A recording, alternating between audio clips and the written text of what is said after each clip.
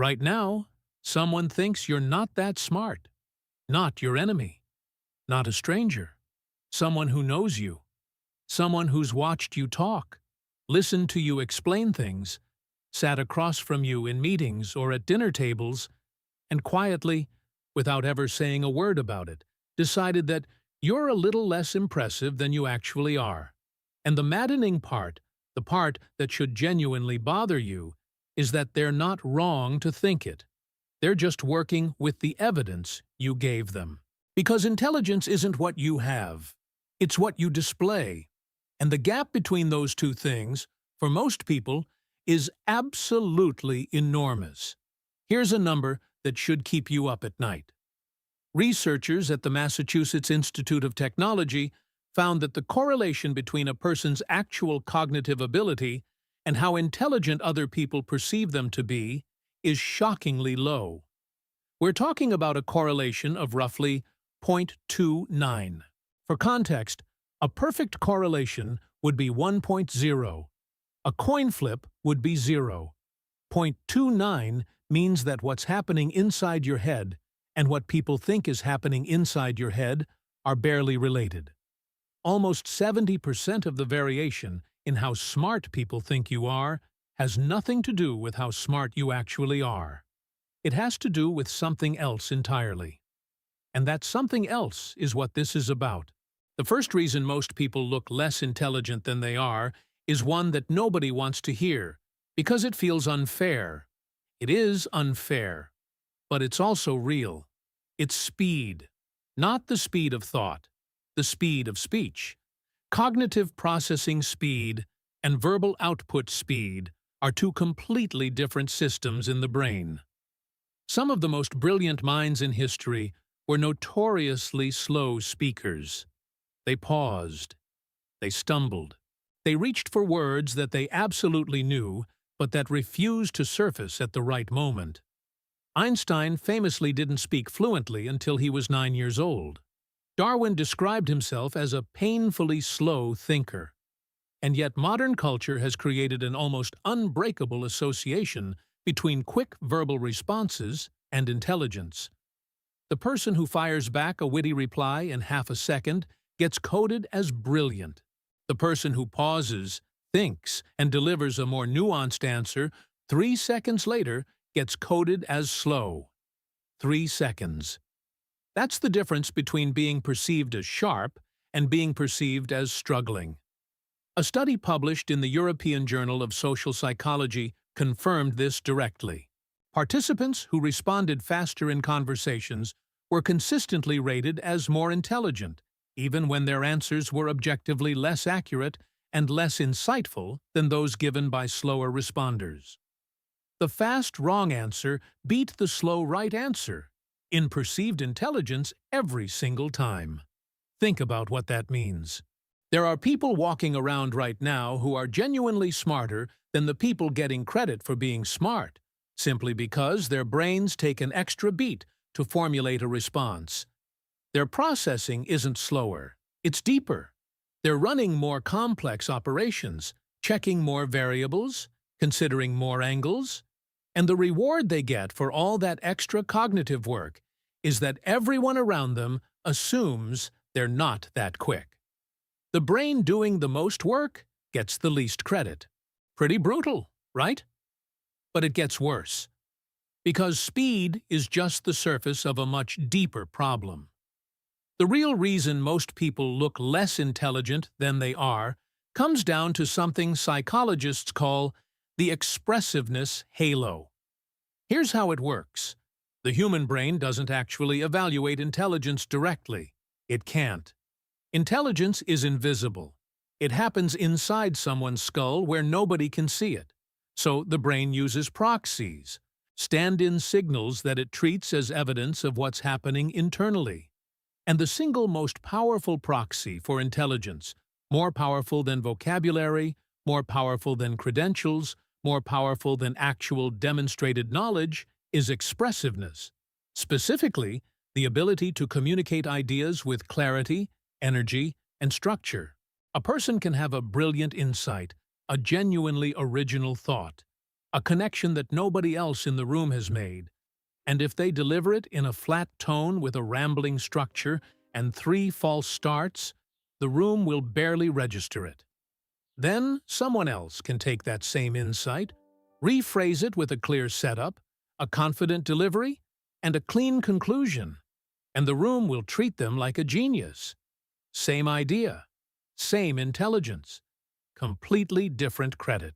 This happens in every boardroom, every classroom, every social gathering, every single day. The ideas don't get evaluated on their merit. They get evaluated on their packaging. And most genuinely intelligent people are terrible packagers, not because they can't learn to communicate well, but because they've never had to.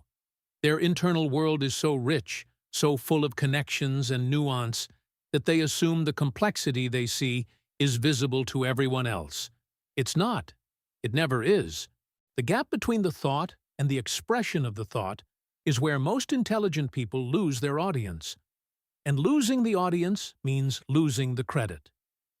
Here's the thing about that gap, though. It's not just about delivery. It goes much, much deeper.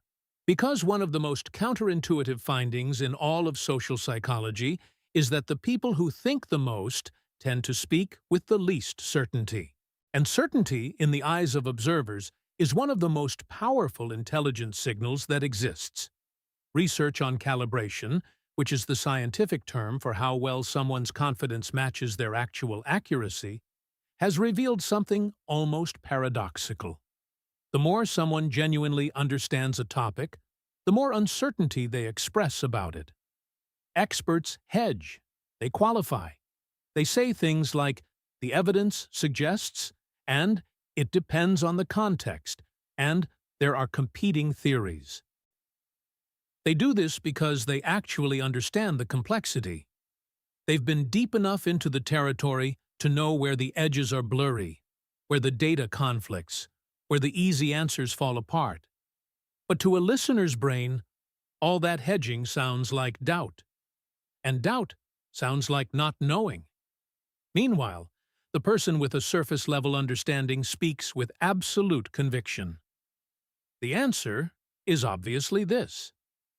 Everyone knows that. It's simple, really. No hedges, no qualifiers, no acknowledgement that the world might be more complicated than their 3-minute summary suggests. And the listener's brain, working with its proxy system, codes that confidence as competence. The person who knows less sounds like they know more. The person who knows more sounds like they're guessing. This is happening to intelligent people constantly. Every time they express appropriate uncertainty about a complex topic, they're paying an intelligence perception tax. Every time they acknowledge that an issue has multiple sides, they look less decisive. Every time they refuse to oversimplify, they look like they can't find the simple answer. The accuracy of their thinking is actually working against them. Because the world doesn't reward accurate thinking. It rewards confident-sounding thinking. And those are very, very different things. And that's where the real inner work begins. Because if the world rewards performance over depth, the only way to stay grounded is to integrate the parts of you that crave approval with the parts that value truth. Shadow integration isn't about becoming less confident. It's about aligning confidence with reality. If you're ready to go deeper and consciously integrate your shadows and your light, check out the SIM Method ebook. It's a concise guide designed to help you unlock your inner power in just 5 minutes a day. The link is in the first pinned comment below. But wait, because there's a layer underneath even this, something that affects not just how intelligence is perceived in conversations, but how it's perceived across entire relationships and careers. It's called the visibility problem, and it might be the single biggest reason smart people get underestimated. Here's the thing about intelligence. Most of it is invisible. The complex analysis that happens before someone speaks. The problems they identified and solved before anyone else noticed there was a problem. The disasters they prevented by thinking 3 steps ahead. The bad ideas they killed in their own mind before voicing them, sparing everyone a pointless debate. None of this gets seen. None of it gets credited. The world only sees outputs, words spoken, decisions announced, actions taken. And intelligent people, almost by definition, do a disproportionate amount of their most valuable work inside their own heads, where nobody can observe it. Consider two people in a meeting. Person A speaks frequently, proposes several ideas, some good, some mediocre, and is generally a visible presence in the room. Person B speaks twice, both times with observations that subtly redirect the entire conversation toward a better outcome. Who gets perceived as more intelligent? In study after study, it's person A, not because their contributions were better, but because their contributions were more visible. The brain counts instances. More visible work equals more perceived intelligence. This is why so many genuinely brilliant people report feeling chronically underestimated. They're not imagining it. They are being underestimated. But it's not because people are stupid or unfair. It's because the most impressive things they do happen in a place nobody can see. Their brain is doing the equivalent of running complex simulations, testing scenarios, eliminating dead ends, all before a single word leaves their mouth. And the only thing the world sees is the single polished output, which looks easy, which looks simple, which paradoxically looks like it didn't require much intelligence at all. The smarter the processing, the simpler the output looks. And the simpler the output looks, the less credit the thinker receives. It's a perfect trap. And the visibility problem connects directly to another phenomenon that silently destroys the perceived intelligence of smart people everywhere. It's the curse of assumption. Intelligent people tend to assume that other people are processing information at the same depth they are. This sounds arrogant, but it's actually the opposite. It's a failure of calibration. When a smart person skips steps in an explanation, they're not being condescending or lazy. They genuinely don't realize they skipped steps because, in their mind, those steps were obvious. They weren't obvious. They were only obvious to a brain that had already done the work of connecting those dots. To everyone else, it looks like the speaker jumped from point A to point D with no visible bridge, which reads as either scattered thinking or poor communication, neither of which signals intelligence. A brilliant physicist who can't explain their insight to a non-physicist doesn't look like a brilliant physicist. They look like someone who doesn't fully understand their own idea. This is the cruelest version of the intelligence perception gap because the very thing that makes someone smart, the ability to make complex connections quickly, is the same thing that makes them look inarticulate when they try to share those connections. Their brain moved so fast that it forgot to leave breadcrumbs. And without breadcrumbs, the audience gets lost. And a lost audience doesn't think, wow, this person is thinking at a level I can't follow. They think, this person doesn't make sense. There's another layer here that almost nobody talks about. It's the way intelligent people handle social dynamics, and it quietly destroys their perceived intelligence in ways they never suspect. It's called the agreement trap. Here's how it works. Smart people tend to see nuance. They understand that most issues have multiple valid perspectives. The truth is usually distributed across positions rather than concentrated in one. So when someone makes a claim in conversation, the intelligent person's instinct is to partially agree, partially disagree, add context, note exceptions, and generally treat the topic with the complexity it deserves. Sounds like the right thing to do, right? It's not. Not perceptually. Because to the listener's brain, this pattern reads as indecisiveness, as fence-sitting, as someone who can't make up their mind. The person who says, well, it's complicated, because on one hand this, but on the other hand that, gets coded as wishy-washy. Meanwhile, The person who picks a side and defends it with energy, even if their position is simplistic, and ignores half the relevant evidence, gets coded as sharp, decisive, a clear thinker. The irony is almost physically painful. The person whose thinking is actually more sophisticated, who is holding more variables in their mind, who is closer to the truth, looks less intelligent than the person who's oversimplifying. Because the brain doesn't reward nuance in real-time conversation. It rewards clarity. And simplicity looks like clarity even when it's actually just simple. This is one of the biggest traps for intelligent people in professional settings. They present balanced analyses when their audience wants a recommendation. They acknowledge counter-arguments when their audience wants conviction. They respect complexity when their audience wants a bumper sticker. And every time they do this, they pay the perception tax, not because they're wrong, but because being right in a nuanced way is perceptually indistinguishable from being uncertain. This connects to something even more fundamental that affects how intelligent people are perceived across their entire lives. It's the relationship between intelligence and social risk-taking. Specifically, the fact that intelligent people tend to take fewer social risks, and social risk-taking is one of the primary ways humans signal confidence and, by extension, competence. Think about it. Who gets perceived as the smartest person at a party?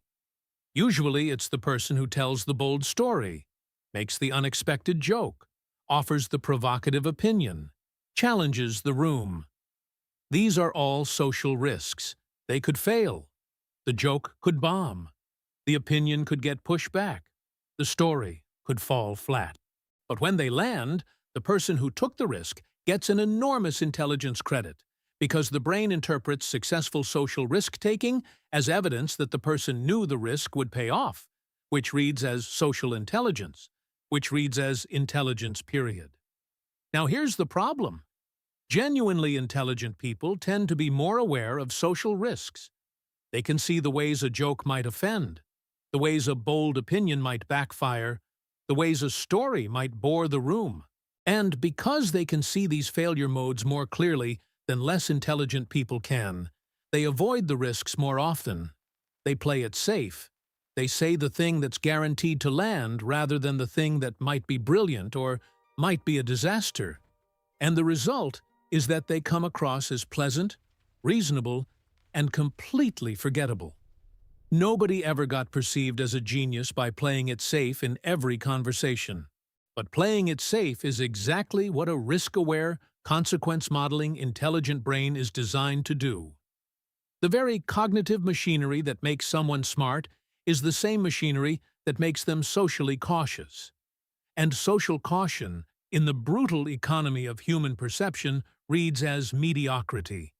Here's another factor that operates entirely in the background, shaping intelligence perception without anyone consciously noticing it. It's vocabulary matching. Not vocabulary size, vocabulary matching. There's a well-documented phenomenon in linguistics called convergence, where people in conversation unconsciously begin to match each other's speech patterns, word choices, and even grammar structures. This happens automatically, and it serves an important social function, building rapport and signaling group membership. But it creates a hidden problem for intelligent people. When a smart person is talking with someone who uses simpler vocabulary, the smart person unconsciously converges toward that simpler vocabulary. They match down. They use shorter words, simpler structures, more common references. It's not condescension. It's automatic social calibration. But here's the catch. The listener's brain uses vocabulary as an intelligence proxy, and the vocabulary it's hearing has been automatically simplified. So the intelligent person is literally, unconsciously, making themselves sound less intelligent to build social rapport. And it works in reverse, too. When two highly intelligent people talk to each other, their vocabulary naturally elevates. They use more precise terms, more complex structures, more sophisticated references. Both come away thinking the other is brilliant. But when either of those same people talks with a broader group, they converge down and suddenly seem less impressive. Same brain, same person, different audience, different perceived intelligence. This matching behavior is so automatic that most people have no idea it's happening. They just notice that sometimes they feel like the smartest person in the room, and sometimes they feel invisible. And they never connect it to the unconscious linguistic calibration that's occurring in real time. And there's a particularly cruel version of this that plays out in written communication. Email, text messages, social media, Slack messages. All of these stripped-down communication channels remove every single intelligence signal except words on a screen. No vocal tone, no facial expression, no body language, no timing, no pauses, just flat text. And in flat text, many of the qualities that make someone intelligent in person, their thoughtful pauses, their expressive delivery, their ability to read the room, completely disappear. What's left is just their writing. And here's the uncomfortable truth. Writing ability and intelligence are correlated, but they are not the same thing. There are extraordinarily intelligent people who write poorly, not because they can't think clearly, but because the skill of translating thought into written language is a separate skill that requires separate development. Some of the most brilliant engineers, scientists, and strategists in the world write emails that read like they were composed by a distracted teenager. And in an era where a massive percentage of professional and social interaction happens through text, those emails are forming impressions. Every poorly structured message, every wall of text without paragraph breaks, every email that buries the important point in the fourth paragraph, is quietly lowering someone's perceived intelligence in the eyes of every person who reads it. And the writer has no idea. They hit send and moved on. They didn't realize they just failed an intelligence test they didn't know they were taking.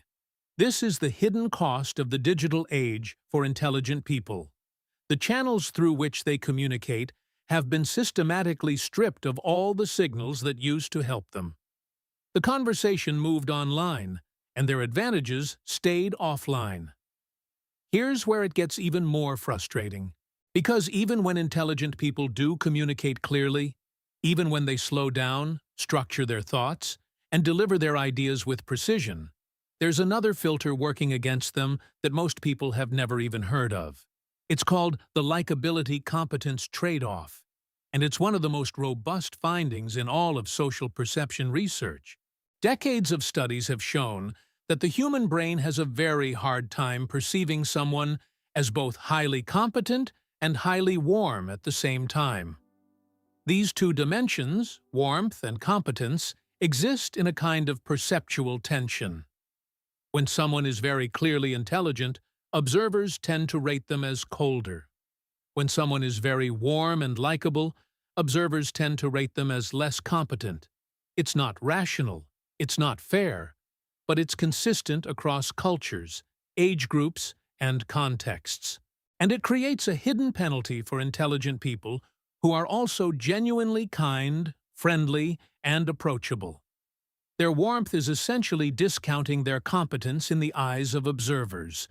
The person who's brilliant but cold gets coded as a genius. The person who's equally brilliant but friendly gets coded as nice, pretty smart. Same brain. Different social presentation. Different perceived intelligence. This is why so many smart, warm people report a specific, recurring experience. They share an idea, it gets mild acknowledgement. Then someone with a more serious, less approachable demeanor shares the same idea minutes later, and suddenly it's treated as profound. It's not that the second person stole the idea.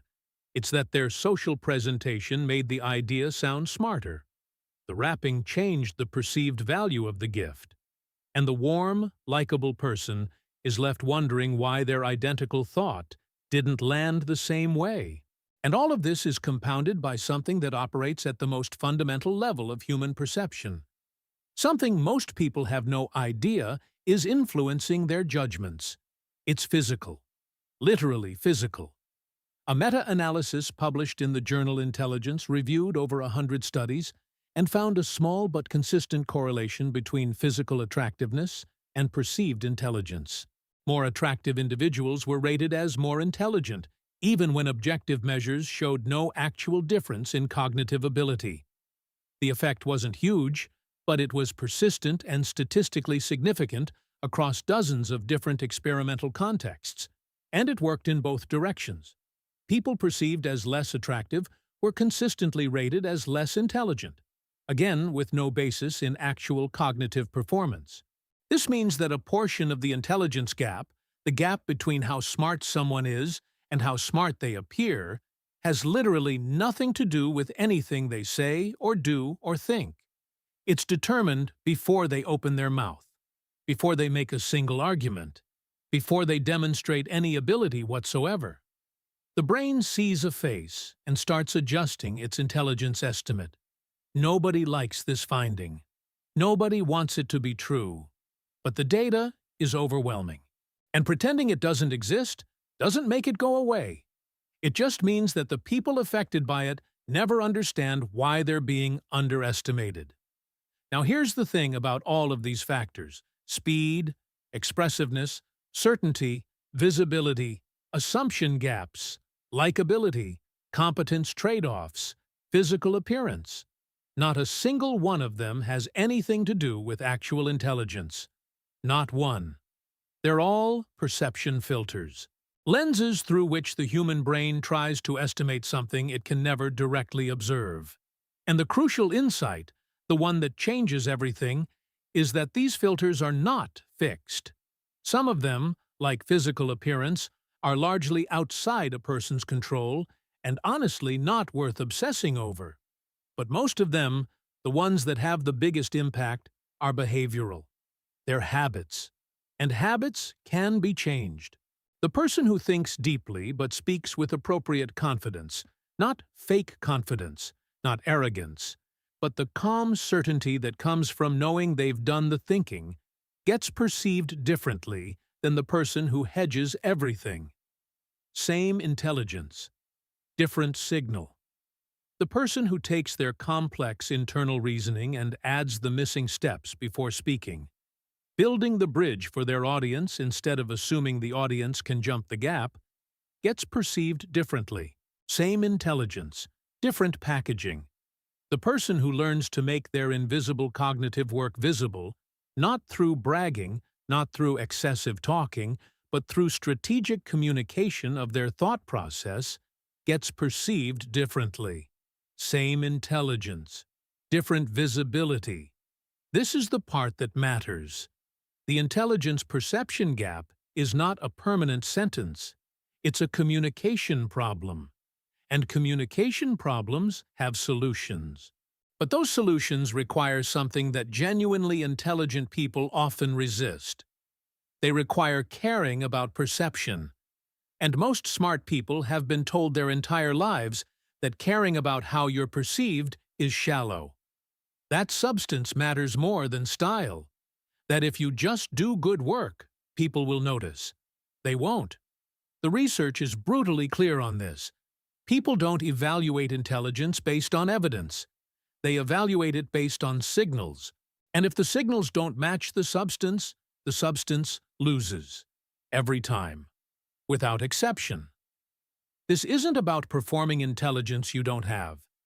This is about removing the barriers that prevent the intelligence you do have from being visible. There's a massive difference between faking smart and being smart in a way that other people can actually detect. The first is deception. The second is communication. And the tragedy is that millions of genuinely intelligent people are walking through life being chronically underestimated, not because they lack ability, but because they never learned that ability, and the perception of ability are two completely different skills. And they only developed one of them. The gap between how smart you are and how smart you appear is not a reflection of other people's stupidity. It's a reflection of how human perception actually works. The brain is not a truth detection machine. It's a pattern-matching machine. And the patterns it uses to estimate intelligence are crude, biased, and easily fooled, which means they can also be deliberately addressed, not through manipulation, not through deception, but through understanding how the system works and refusing to let solvable problems make you invisible. Every smart person who's ever felt underestimated, overlooked, or unfairly judged has two choices. They can decide the world is unfair and stop trying. Or they can learn the language that the world actually listens to and start translating. The intelligence was never the problem. The translation was. And translation, unlike raw intelligence, is something anyone can learn. But here's the final twist, the one that ties this entire thing into a knot. There's a specific psychological phenomenon that makes all of the above worse, and it operates like a feedback loop that most intelligent people never escape. It's called the underestimation spiral, and it works like this. A smart person gets underestimated. They notice it. Maybe not consciously, but somewhere in their brain, the signal registers. People aren't taking their ideas seriously. People aren't looking at them when important questions get asked. People are surprised when they say something insightful, as if insight was unexpected from them. And that pattern of being underestimated starts to change behavior. Not dramatically, subtly. The person starts speaking less because their contributions don't seem to land anyway. They start hedging more because being wrong when you're already underestimated feels twice as costly. They start deferring to people who are perceived as smarter, even when they know those people are wrong. They shrink, not because they got less intelligent, but because the environment trained them to occupy less space. And as they occupy less space, the underestimation deepens. Less visibility means less perceived intelligence. Less perceived intelligence means less attention to their contributions. Less attention means less motivation to contribute. And the spiral tightens. Researchers who study stereotype threat have documented this exact pattern in dozens of contexts. When people are aware that they're being judged as less competent, whether because of gender, race, age, or any other factor, their actual performance drops. Not because the stereotype is true, but because the cognitive load of managing the awareness of the stereotype consumes resources that would otherwise be used for thinking. The brain can only run so many processes at once, and when one of those processes is, am I being perceived as stupid right now? There are fewer resources available for actually being smart. This means that being underestimated doesn't just feel bad. It literally makes people perform worse, which makes them look less intelligent, which increases the underestimation, which makes them perform even worse.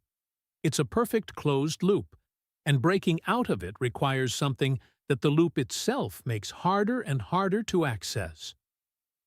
Confidence, not arrogance, not bluster. The quiet, grounded belief that what you have to say matters, regardless of whether the room currently agrees. That kind of confidence is the single most important factor in closing the perception gap. And it's the first casualty of the underestimation spiral. There's one more thing worth examining here, and it might be the most overlooked factor in this entire equation. It's the role of context in intelligence perception. The same person can be perceived as brilliant in one environment and mediocre in another, without changing a single thing about their behavior. A software engineer who's treated as a genius in their technical team walks into a sales meeting and suddenly seems slow, awkward, and out of their depth. A natural storyteller who dominates every social gathering walks into an academic conference and feels invisible. A strategic thinker who sees patterns that others miss gets put in a role that requires rapid-fire execution, and suddenly they look like they can't keep up. None of these people got dumber. They got decontextualized. Their specific flavor of intelligence stopped matching the environment's definition of smart. And because most people don't distinguish between smart in general and smart in ways that are visible here, the mismatch gets interpreted as a lack of ability rather than a lack of fit. This is one of the most important and least discussed aspects of the intelligence perception gap. Intelligence is not a single thing. It's a constellation of different cognitive abilities, and different environments make different abilities visible. Verbal fluency shines in debates. Spatial reasoning shines in design. Pattern recognition shines in strategy. Emotional intelligence shines in leadership. But most social and professional environments only have bandwidth to detect one or two types at a time, which means that most intelligent people are being evaluated on a tiny fraction of their actual cognitive profile, and the rest is simply invisible. Not absent, invisible. There's a massive difference. But the brain doesn't care about the difference. It works with what it can see. And what it can't see doesn't exist in its calculations. By the way, if you're curious to go even deeper and integrate your shadows and light, check out the SIM Method ebook. It's a concise guide that can help you unlock your inner power in just 5 minutes a day. The link is in the first pinned comment below. So where does this leave the intelligent person who knows they're being underestimated? It leaves them with a choice that feels uncomfortable, but is actually empowering. They can treat the perception gap as someone else's problem, as evidence that the world is unfair and people are shallow and real intelligence should speak for itself. Or they can treat it as their problem, a solvable one, a problem that yields to the exact same tools that intelligence provides: analysis, pattern recognition, strategic adjustment, and deliberate practice. Because every single factor discussed here, every one, from speech speed to certainty to visibility to social risk to vocabulary, matching to written communication to context fit, is a variable that can be studied, understood, and adjusted. Not faked, adjusted. There's nothing inauthentic about learning to communicate your thoughts more clearly. There's nothing fake about making your invisible cognitive work more visible. There's nothing dishonest about developing the expressive skills that allow your actual intelligence to be perceived accurately. If anything, allowing a solvable communication problem to permanently suppress the perception of your intelligence is the real inauthenticity. Because the world isn't seeing the real you, it's seeing a dimmed version. And accepting that dimmed version as inevitable when you have the cognitive tools to change it is, frankly, not a very intelligent decision. The question is whether the frustration of being underestimated will turn into resignation, or whether it'll turn into the one thing that smart people are supposed to be best at: solving the problem. Because this is a problem, and it has a solution. And the fact that most intelligent people never pursue that solution, that they accept being underestimated as some kind of inevitable tax on being thoughtful, is perhaps the most unintelligent thing smart people consistently do.